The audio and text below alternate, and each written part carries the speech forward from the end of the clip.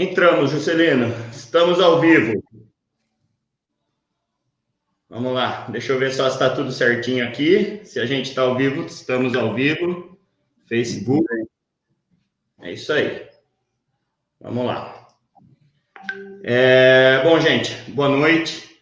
Eu me chamo Tomás Cavalaro, para quem não me conhece, e a gente vai começar hoje um projeto de algumas lives com assuntos interessantes, contemporâneos, com convidados super especiais. Estou aqui com meu amigo Juscelino, que é um cara que eu respeito muito, que conhece tudo do direito aí. Mas antes de passar a palavra para ele, eu queria dar um recadinho para vocês. Inicialmente, eu quero pedir para vocês me seguirem nas minhas redes sociais, tá? No Facebook, que é esse daqui mesmo. No Instagram, Tomás Cavalaro também, vocês vão me encontrar super fácil lá. E vamos tocar. Antes de tudo, eu queria pedir que vocês interagissem. O Juscelino vai expor um conhecimento enorme aqui, ele é advogado há muito tempo, filósofo.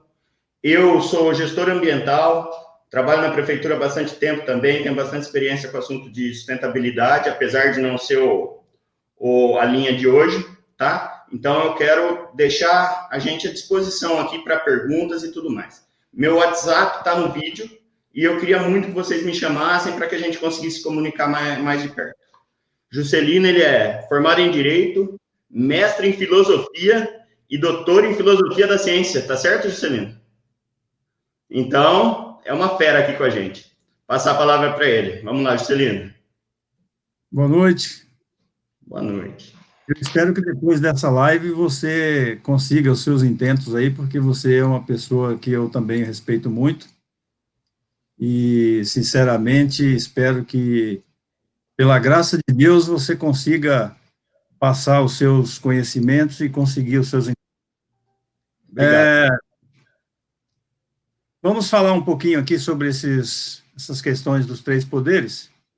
Eu gostaria de começar dando um brevíssimo histórico sobre as raízes principais, as raízes filosóficas disso, né? E antes eu gostaria de falar de uma frase extraordinária que eu li há mais ou menos uns 12 anos, do Roberto Mangabeira Unger, né? Ele é um sociólogo muito conhecido, um camarada bastante articulado, conhecedor de política, e ele falou uma coisa muito interessante. Ele disse que no regime republicano, a lealdade às leis se sobrepõe à lealdade aos homens. E esse é um problema muito sério no Brasil, porque pela lealdade às pessoas, lealdade aos homens, as pessoas passam por cima das leis e desobedecem às leis, assim como a naturalidade impressionante. Isso é muito comum no Brasil.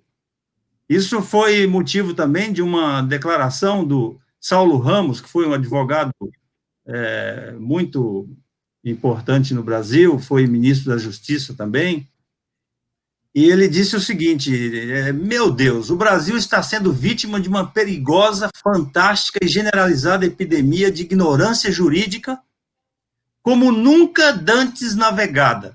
Ele falou isso, só para vocês terem ideia, dia 9 de fevereiro de 1996, ele já é falecido, e o Saulo Ramos falou isso. Agora, vocês percebam que isso não é uma coisa atual, né? Esse problema de ignorância generalizada de questões jurídicas, e todo mundo se acha no direito de dar pitacos sobre o judiciário, sobre o legislativo, sobre o executivo, e as pessoas vão falando as coisas assim sem reflexão nenhuma, né? E isso é um perigo, isso é ruim para a nossa democracia e, sobretudo, para a nossa república, né? Então,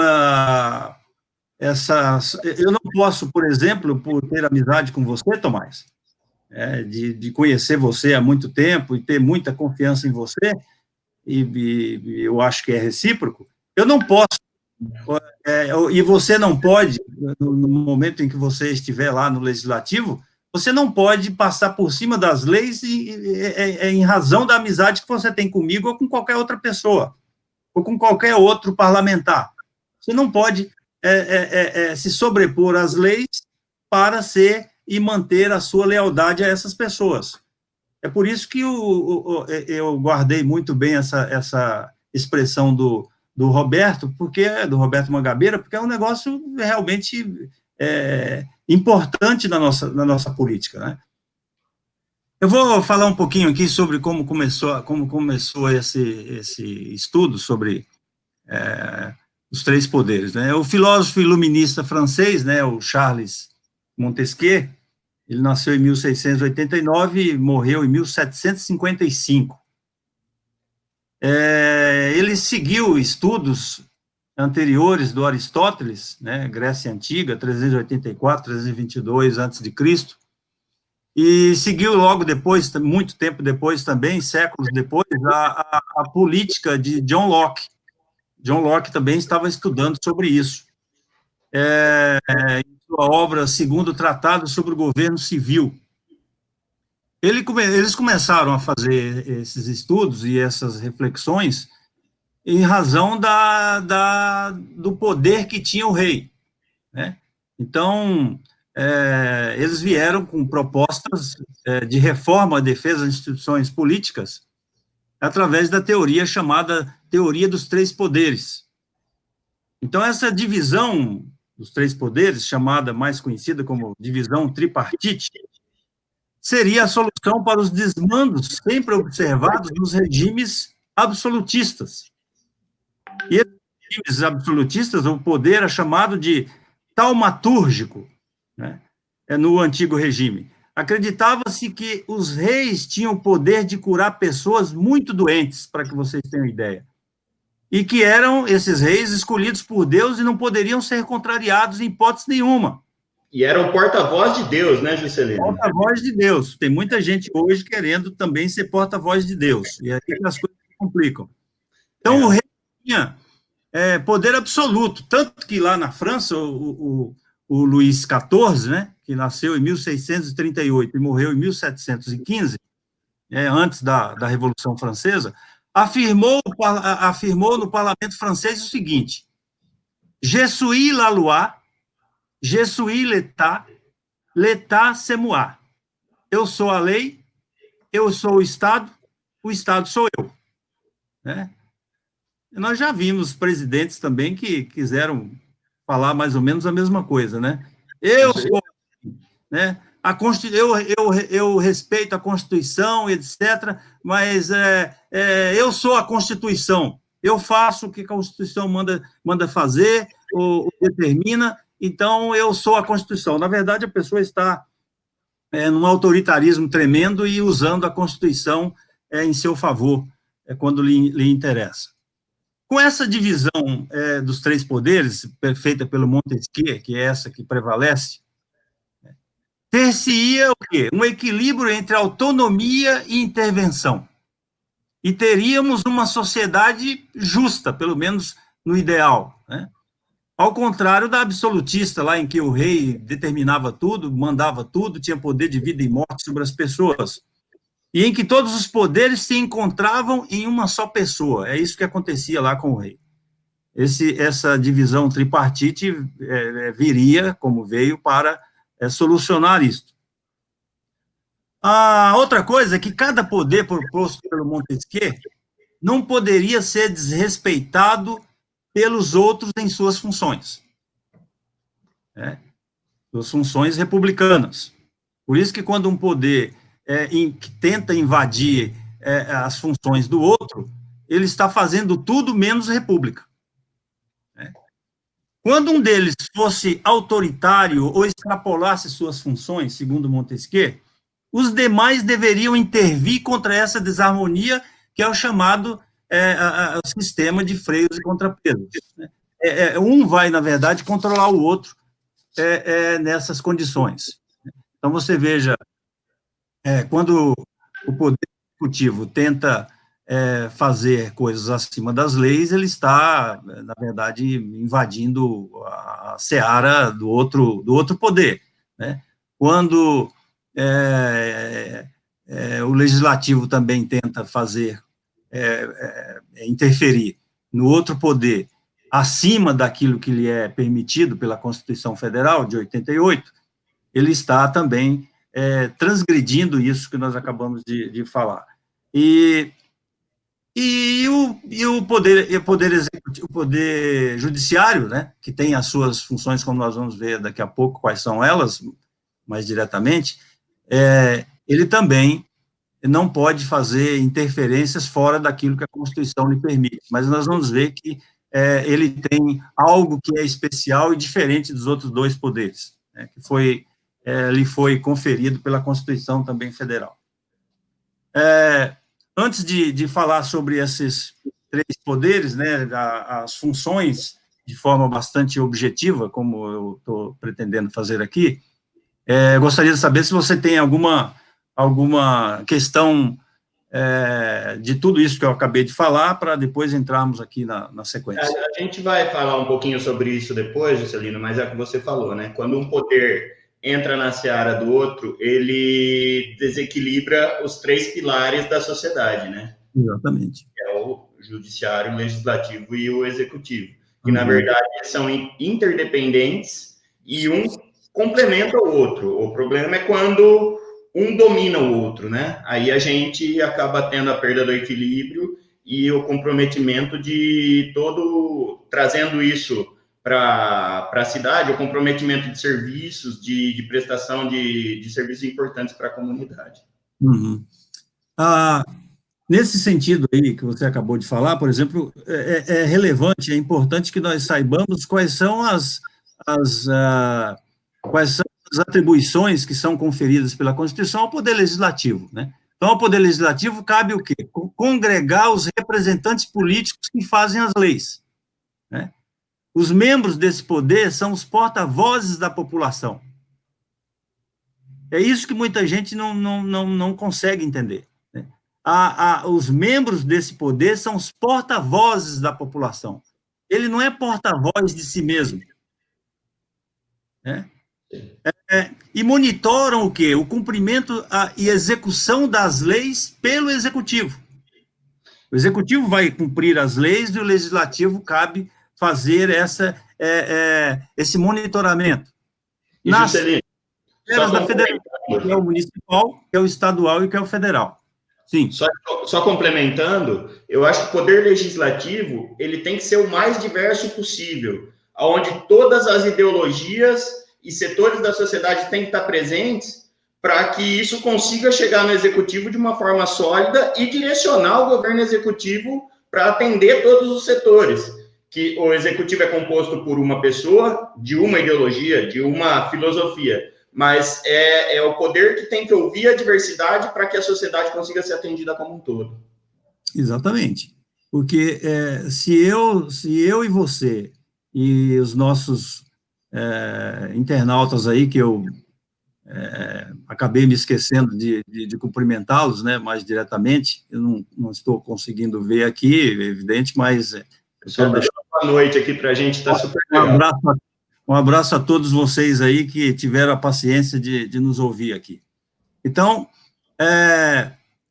a função do Poder Legislativo é exatamente fazer essa representação. O que ocorre no Brasil é uma coisa muito esdrúxula, porque geralmente quem ascende ao poder e tem essa função, essa obrigação, acaba buscando interesses de apaniguados, interesses de parte da sociedade, interesses pessoais, e não tem aquela visão que nós chamamos de uma visão global, né? Uma visão holística, que é pensar em todas as pessoas da sociedade. Eles, na verdade, são poucos. É evidente que existem, mas eles são poucos, infelizmente. Então, essa é a função primordial do Poder Legislativo, representação política, né? E, nesse sentido, ao Poder Executivo, que é o segundo aqui da lista do Montesquieu, do estudo do Montesquieu, da filosofia de Montesquieu, onde estão os presidentes, governadores, prefeitos, né? Cabe observar as necessidades da esfera pública e garantir os meios para que essas necessidades sejam atendidas, ou seja, executar as leis. as quais não deve o Poder Executivo extrapolar. Então, quando ele extrapola isso, nós saímos daquilo que nós chamamos do Estado de Direito. Estado de Direito tem a ver com a representação correta e a observância das leis no país, né? E não arranjos para que essas leis sejam burladas. Isso nas 3 esferas de poder na federação. Então, ao Poder Executivo, a responsabilidade do Poder Executivo é enorme, né? Quando o presidente da República começa a buscar, nos seus interesses pessoais, buscar interesses de seus amigos, interesses de seus filhos, interesses desse ou daquele, ele está, na verdade, contrariando os princípios constitucionais de forma flagrante. Ele está querendo, na verdade, agir como agia o rei, de certa forma. Né? Sou eu, o Estado sou eu, né? E isso, evidentemente, é inaceitável. Sim. Isso, o presidente da República, né? Se nós formos olhar a história do Brasil, nós vamos ver que todos eles, em algum momento, eles tentaram fazer mais do que podiam ou que eram permitidos pela Constituição Federal. Esse que transformar o poder em influência, né, Juscelino? Exatamente. Então, ele tem por função executar as leis. Então, quando nós temos, por exemplo, um conflito, como nós tivemos estamos tendo, né, um conflito que é ad eterno, que é esse conflito entre o poder executivo e o poder judiciário, é um negócio que está extrapolando as fronteiras do país. Ao Poder Judiciário, que é o último aqui da filosofia de Montesquieu, cabe definir o lícito do ilícito, né? Essa é a função do Poder Judiciário. E julgar sempre com base nos princípios legais e solucionar os conflitos gerados em sociedade através dos juízes, promotores e advogados. Os advogados também têm essa função através do artigo 131 da Constituição Federal, né, e que ele é relevante como partícipe da justiça no país. Então, nas 2 esferas da federação, dos estados, através dos tribunais de justiça, cuja hierarquia aponta como nível máximo o Supremo Tribunal Federal.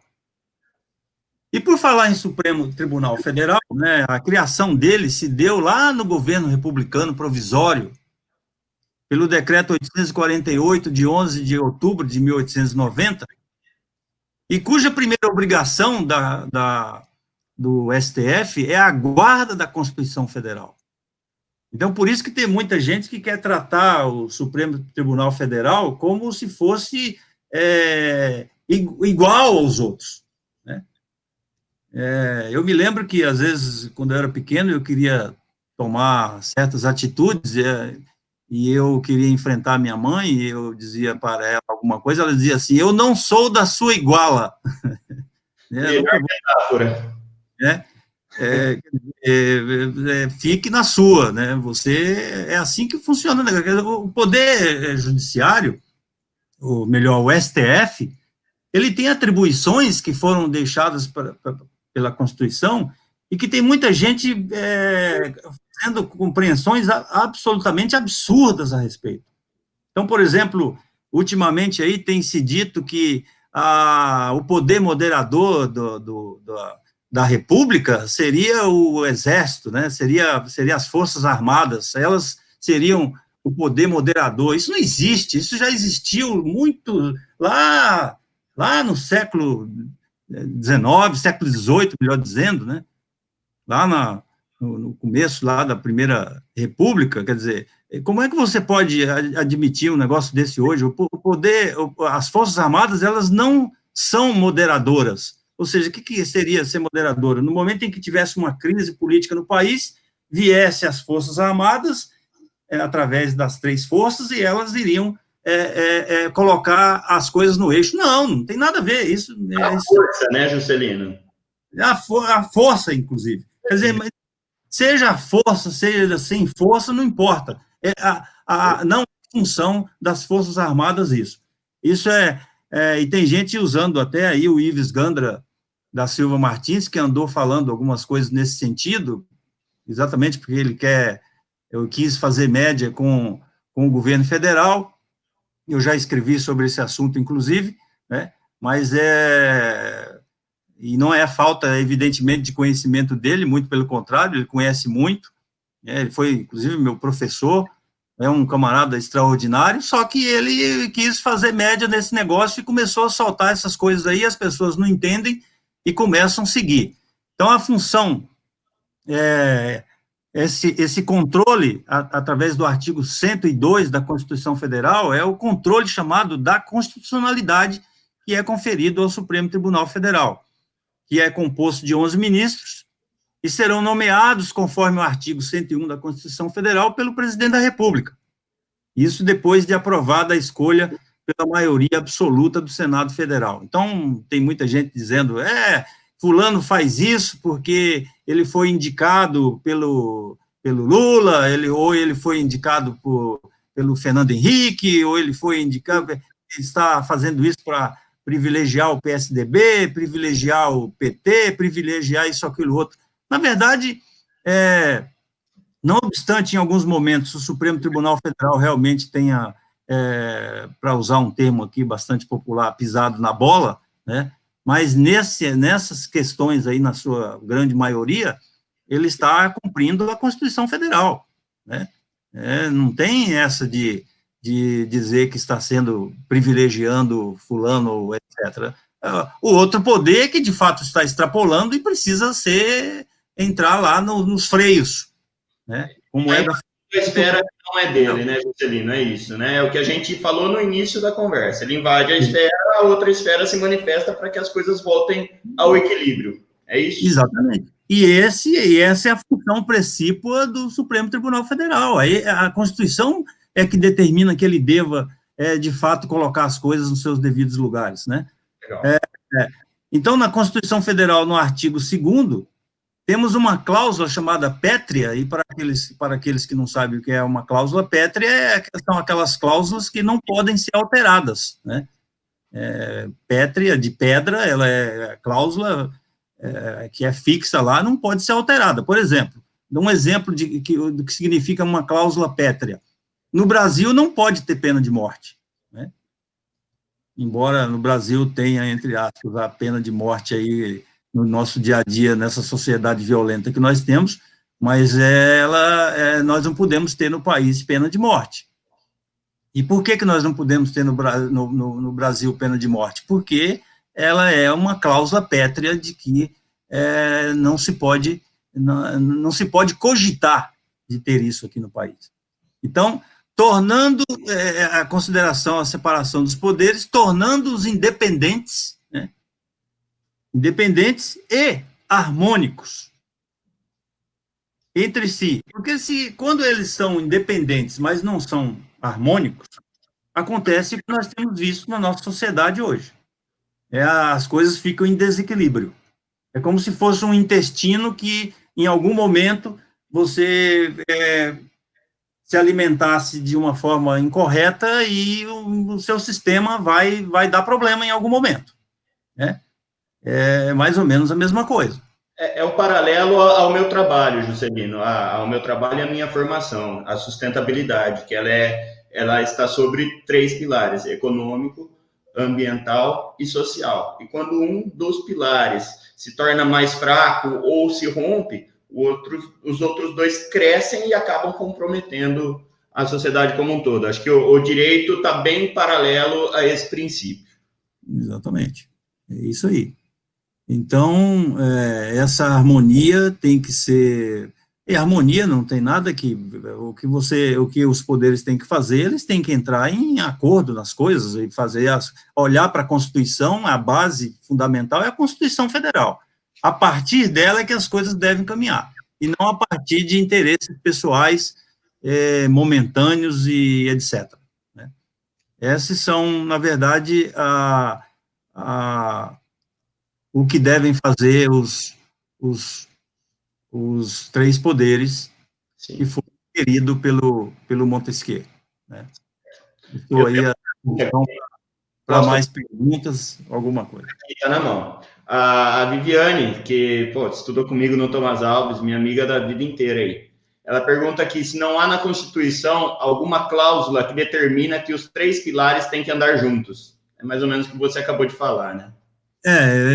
Esse andar juntos aí é harmonia, né?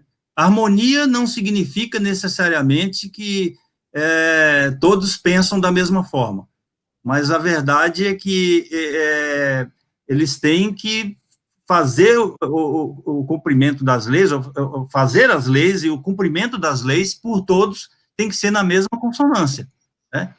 Que trabalhem com a mesma intensidade dentro da sua esfera, né?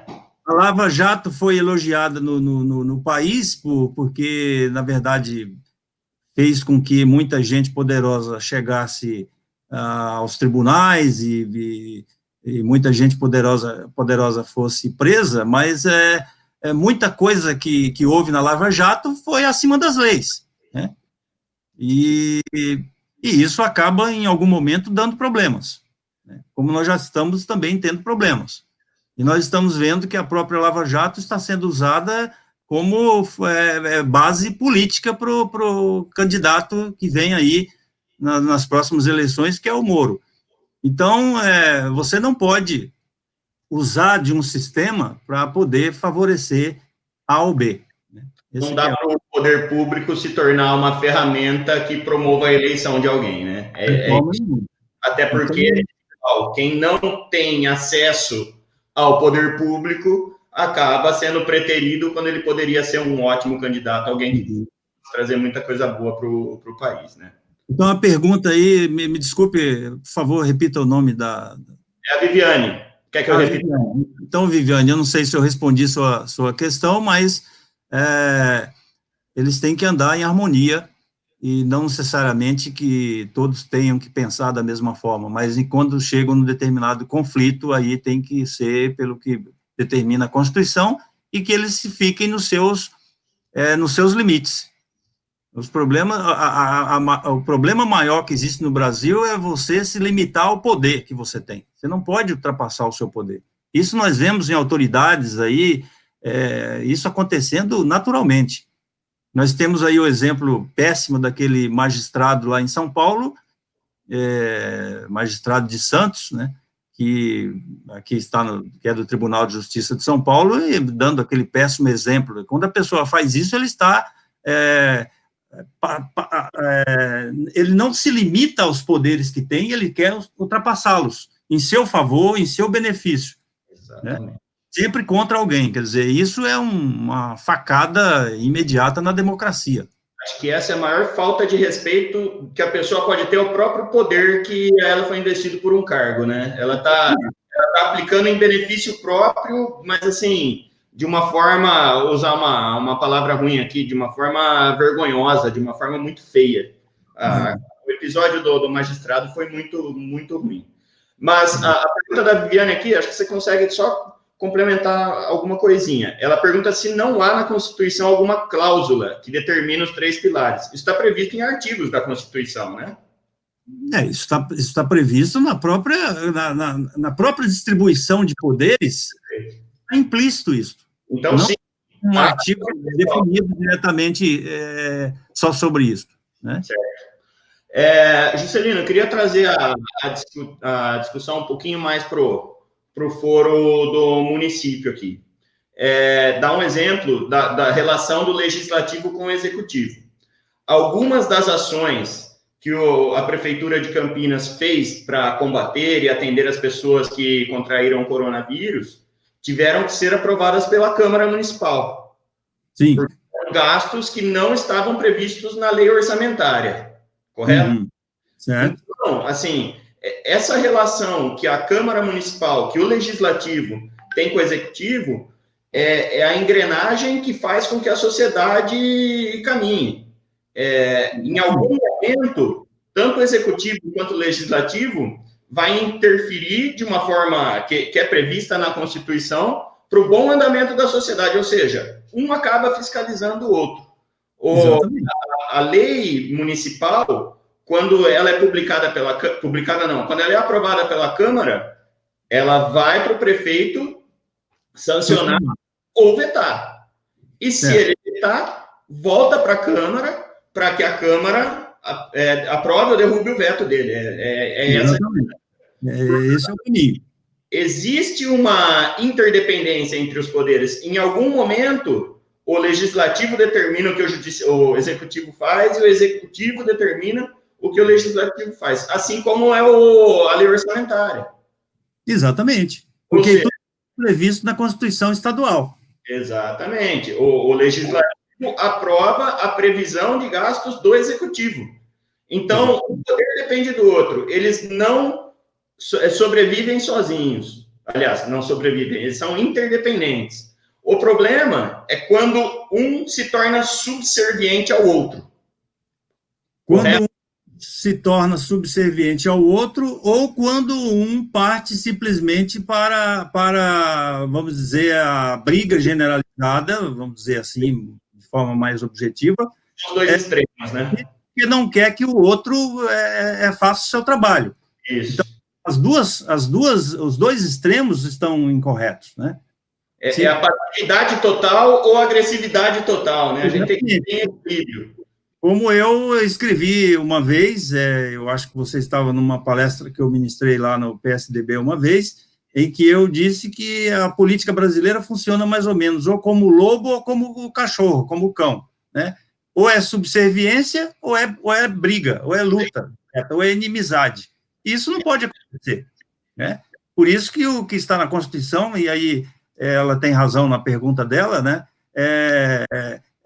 As coisas só funcionarão corretamente de acordo com as leis se tanto o legislativo quanto o executivo andarem de acordo com a lei. Simplesmente isso, não se requer mais nada do que isso, né? Então, o executivo, quando ele se dispuser a vetar alguma lei do legislativo municipal, ele deve fazê-lo por questões que vão de encontro à população. Se ele verificar que algo está indo de encontro à população, ele tem que vetar. Se ele verificar que aquilo está indo ao encontro da população, aí ele tem que sancionar.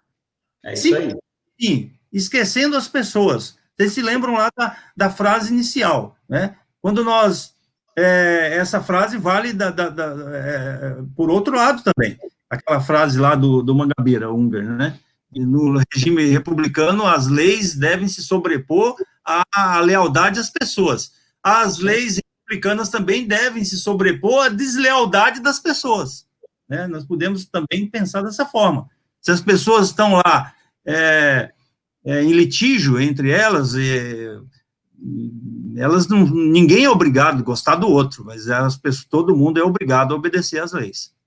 Eu acho que o atual panorama, onde se exige do membro do legislativo ser situação ou oposição, está totalmente ao contrário desse conceito. Eu acho que a postura do representante da população, ela tem que sempre ser crítica e favorável à cidade, no caso do... E ponto. Eu não posso me declarar de oposição, porque eu vou ser sempre oposição. Eu vou ser oposição a coisas boas. Eu não posso me declarar de situação, porque eu vou ser favorável a uma coisa que não faz bem para a sociedade. Eu acho que falta postura crítica. Vou te dar um exemplo.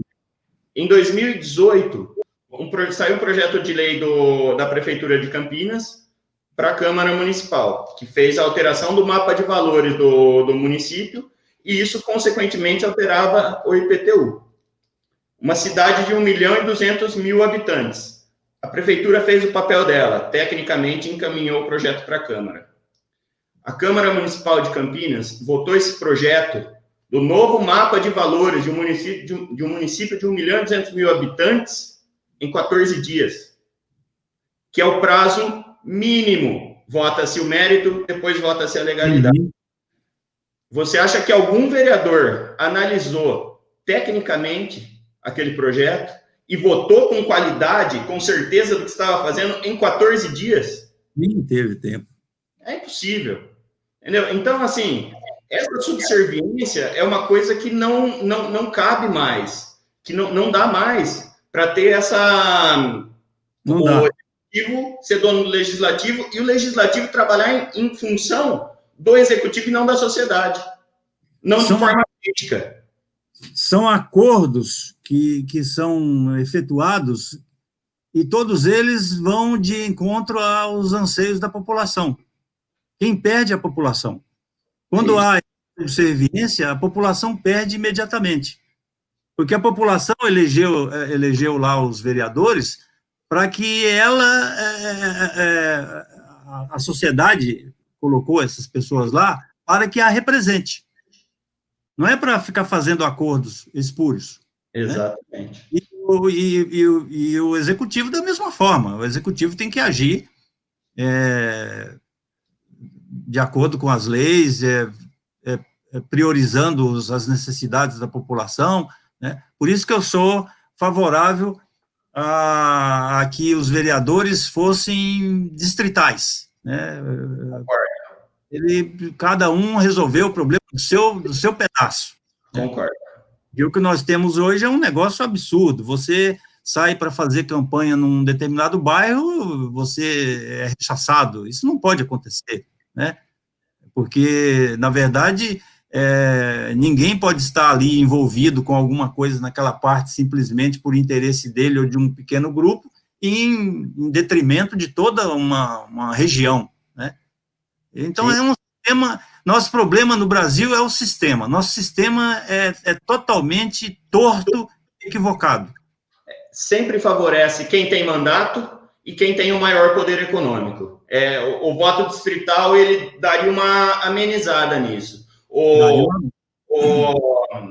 poder econômico da região leste do município de Campinas não conseguiria interferir na região sul. Cada um dentro da sua realidade territorial, geográfica e, inclusive, econômica. Quando a pessoa tem uma capacidade econômica maior, convive entre os seus, a sociedade daquela região se equaliza. E a possibilidade também. Ou seja, a pessoa da Nova Campinas só vai conseguir representar os dela. E eu acho que esse é um bom caminho. Eu sou do voto distrital e do parlamentarismo, viu? Eu sou parlamentarista. Eu já fui do PSDB, como você sabe, porque o PSDB é o único partido que tem nos seus estatutos essa possibilidade ou essa defesa do parlamentarismo no país, né? Que, infelizmente, até hoje as coisas vão passando e tal, mas nós deveríamos ter isso aqui no Brasil, nós fugiríamos de todos esses problemas que nós estamos tendo atualmente, governo federal, estadual e municipal. Né? É isso aí. Eu espero que um dia isso ainda aconteça. Agora, mesmo sendo uma pessoa interessada, como é o seu caso, né? Eu não combinei nada disso com você aqui, eu estou falando de coração mesmo, tendo uma pessoa interessada como você, o vereador pode agir como se distrital fosse. Sim. Mesmo ele se preocupando com os problemas da cidade como um todo, mas ele pode muito bem dar uma boa resposta para a área em que ele vive, em que ele coordena, a área em que ele é conhecido, porque assim a população também pode cobrá-lo. Não é pedir coisas para o vereador, é cobrá-lo. Sim, não tem dúvida. A nossa população também, que é um absurdo, né? As pessoas querem pedir as coisas. Eu me lembro quando eu fui candidato, eu encontrei pessoas que diziam assim, olha, eu estou com um problema lá na minha casa, na minha rua, e eu queria que você resolvesse. Mas eu não quero ser eleito para esse tipo de coisa, para resolver o problema para você, pessoal. Né? Não é assim que as coisas funcionam. Essa relação ela é bem complicada. Eu acho que a indicação ao prefeito é importante. O corte de árvore, o tapa-buraco, isso faz parte da dinâmica. Claro. Mas é super valorizado. Acho que hoje a pessoa que tem poder de tapar buraco e cortar árvore tem mais possibilidade de ser eleito do que a pessoa que procura, vou te dar um exemplo, revogar a lei que impede que o caminhão de lixo entre dentro do condomínio, sendo que o condomínio todo paga a taxa de lixo. Exatamente. Então, o vereador, o representante do legislativo, que tapa o buraco, ele faz isso de forma eleitoral para que ele garanta a reeleição. E o pessoal está trabalhando, produzindo legislativamente, acaba sendo preterido e direto não consegue ser reeleito. É uma coisa meio complicada. Em geral, as pessoas bem intencionadas e tal, elas têm muito mais dificuldades do que aquelas que fazem os jogos, né? Isso aí. Infelizmente, é assim que as coisas funcionam, mas eu espero que, tanto no seu caso, como de outras pessoas que também eu respeito, elas consigam, porque a sociedade precisa de gente assim. É isso aí. Bom, Juscelino, eu acho que o papo foi ótimo, a gente está com 40 minutos de live, você deu uma grande aula para a gente. Você não está conseguindo enxergar os comentários aí, mas todo mundo elogiando, agradecendo muito. Infelizmente, tivemos uma pergunta só, mas... Desculpa. Não, pode falar. Não, mas a gente vai fazer mais uma live. O Juscelino, além de um grande conhecedor das leis, um grande advogado, um grande professor, ele tem uma história política muito bonita. Ele participou de movimentos aí que fizeram a diferença na história do país, e a gente vai fazer mais uma live nesse sentido. Só quero deixar muito claro aqui, inclusive registrado, que eu sou pré-candidato a vereador. Tá?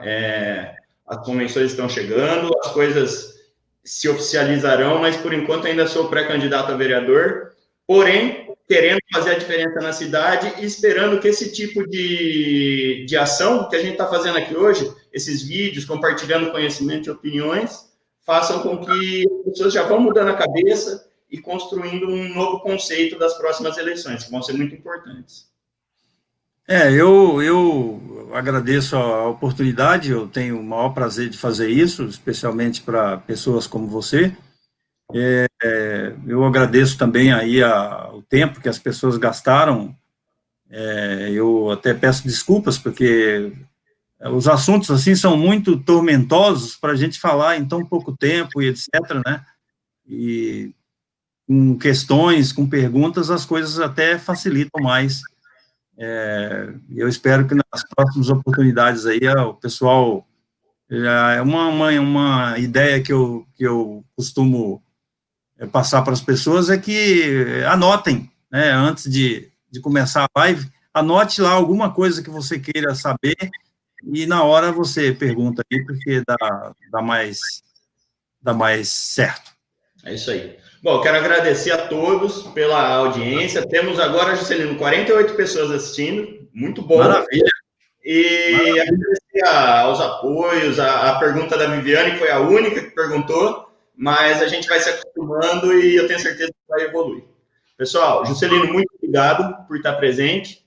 E, pessoal, muito obrigado por terem comparecido aqui com a gente. Um abraço. Eu agradeço. Uma boa noite a todos, uma feliz semana e que Deus abençoe a vida de vocês todos. Amém.